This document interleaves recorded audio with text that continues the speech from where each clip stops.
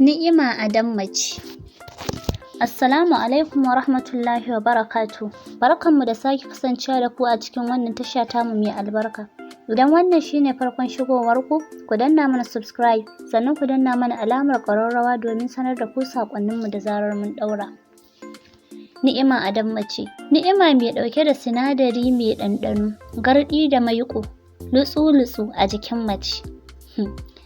Cikin sauƙi za ki gan shi matuƙar ta iya sarrafa wannan tsumin. Na san da yawa kun san shi saboda a littafai na matsalolinku na kawo makamancinsa, wato yadda dai kuka gan shi a foto haka yake.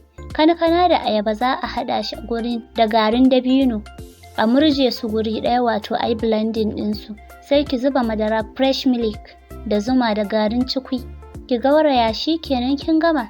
Ki ijiye shi a firij ya kwana, ki wuni kina sha. Daga ranar ke ma